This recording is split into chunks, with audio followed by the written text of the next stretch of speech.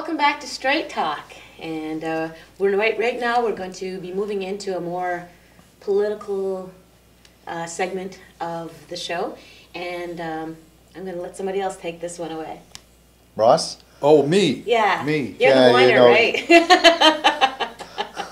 Yeah, somebody said, "Well, you're a whiner." I Yeah. don't know what that means. Yeah.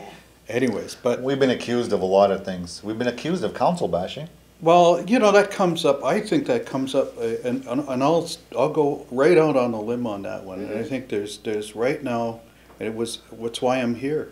It's why I do what I do on Mohawk Radio, because I don't think there is enough. People calling them to task. Yeah, if you Asking don't have, questions. it's accountability. What do you have Questioning. after the election? After the election, you don't take part in the election. Don't mean you don't have anything to say about it. If you think something is not going the way it ought to be, then you have. I mean, don't you have? I mean, we talk about if you want to talk about traditional way, then that's you have a responsibility. I have a responsibility. Mike has a. Everybody's got a responsibility to take part, and hold one another accountable. And I think sometimes people react to that. I mean, it's a little too easy. I mean, I look at the foundation of something like Gwetogan. We will inform you. I mean, there's a certain amount of that going on.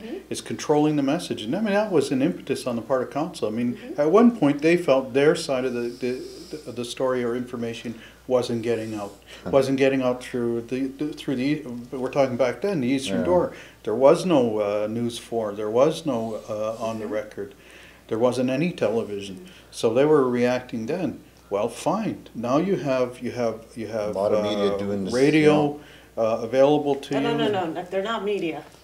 Okay. Well, no, I mean There is a difference. Okay. There is there a difference. there is. I'm not, I didn't Yeah, say, I said there's yeah. other media that are talking about the same thing. Okay, all right. I'm not specifically talking about Mohawk Council's, I mean, that's communications. That's communications and public relations. And it's always only going to be one side. I mean, they do a lot of fluff. I mean, Yeah, they do and a that's, lot of you know, good and they things. do a lot of, they cover a lot of community events, which is good to have because they have deep pockets, and Yeah. not many people can do it Well, because of that. the other reason. side of that though is that and that's all swell and good. You do all that stuff, but other people do that as well. News 4 did that.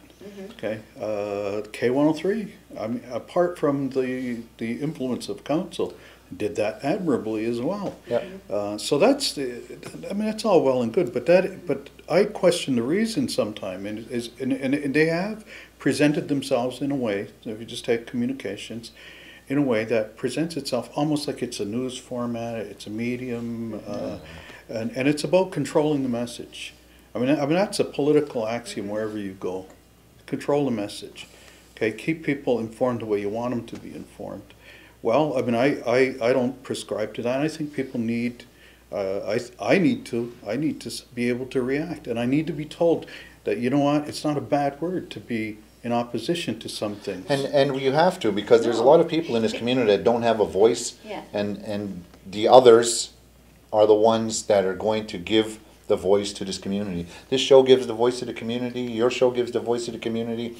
On the record gives the voice. The other media is giving voice to the community, and that's what you need. People want to ask questions. People want to know what the hell is going on, and don't just tell me what you want me to hear. I want to know the other side of it. Tell me the stuff that you're not telling me, and then that'll never happen. Because it's going to make them look bad. Yeah. But But that's how government works.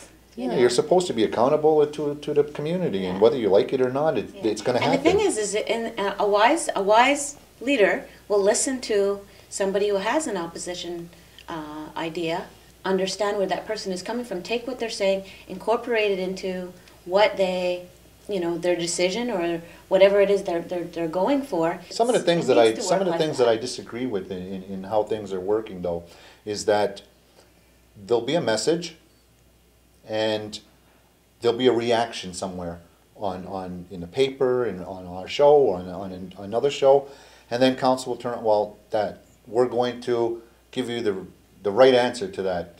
They're giving you false information. Instead of going on one of those medias and answering the questions and tough questions, you know what I mean? Instead of just saying, okay, we're going to do it our way, and we're going to tell you what we feel about it. I don't like that. I think you should, if you're in that job and you were elected there, then get out and answer the tough questions. And if you can't, then don't run, because then you don't belong there. Well, again, you know, I mean, there are decisions. The way decisions are being made now is I think something that people ought to be concerned with. And by that, look at you've had over the last year, when you're talking about things like the community decision-making process and so on, you've had different chiefs on the radio talking about how that thing's going to go, and you had the people call in and ask questions like, do you think, well, shouldn't we have a referendum on this? And then, well, we don't think that works. Why doesn't it work?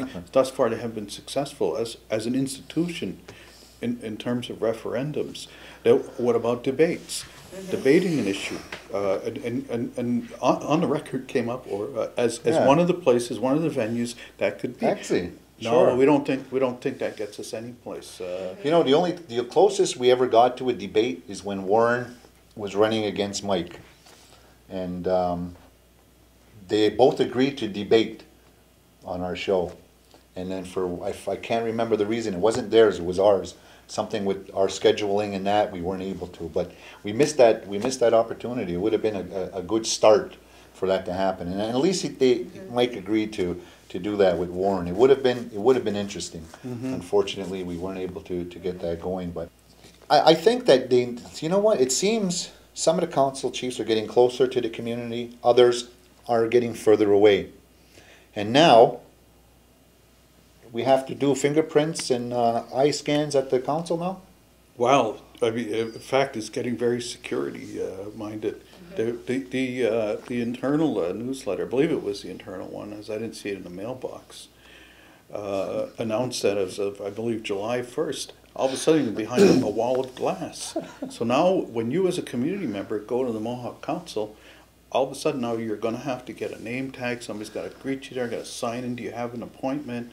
And that's going to cause, I mean, it's causing some controversy. You don't even need that in Parliament. You know what? That was page 1. Okay, the announcement about that. You know, then on page 2, there was a little banner thing, and it was almost like a banner ad, and it said, quality making decisions. And first I laughed. I said, man, it's a typo. And then I thought about it and said, maybe it's not a typo. Who's the quality who's deciding to make decisions in a certain kind of way? Became a way I could look at it. I could question all that stuff. I'm not saying, you know, that's the way it is, capital the way it is, but certainly the idea of going to a community building, which is something, I mean, we're supposed to have access to. You know, in the past though, we've had some crazy people go, native and non-native. You know I mean, we've had people go there and ask for asylum. You know Yeah, what no, I mean? but okay, but look, but you know who's not from the community. I bet there are people, yeah, but you know what? That term crazies came up in this. But you know what? There also are relations and so on in the community, not all of okay? Well, no, not all of them. No, let's not get back into that. Okay, thank you very much. The point is that, you know what, there's ways. I mean, I remember once going, there was a young woman who had some difficulties, and you know what? I remember going into one of the offices, and there was one of the people who was actually talking her down. I mean, that's a way to do it. Okay, but so that was one reason. But the thing is, do we need that much security? Shouldn't they be more to the community instead of always hiding? Because that's the perception of. I mean, whatever you look at it, that's going to be the perception. You're going into, I want to speak to. Now you have to be, you know, hold my hand and show me where I'm going, and you know, it's like that's. Well, one of the things that's going to prevent, I mean, you know, there was the issue of crazies that came up, people from outside, non-natives there, walking around. I said, wait, there was a whole bunch of lawyers there. You know. If you're not doing anything, seriously, if you're not doing anything wrong, then you shouldn't have to hide behind something. And then I was said it was a way to keep track of people going in and on out. council who are never in the building, or people in whatever, you know. And then somebody else said, well, it's to protect the information. And my thing to that is, okay, protect what information, by whom, from whom, and for what reason? But we won't be able to take them to task on that because, well, they're going into summer hiatus. Yeah, I mean, that's the way it works, isn't it? think we need a break though. I think so. Take a break after Okay. these messages. We'll be right back.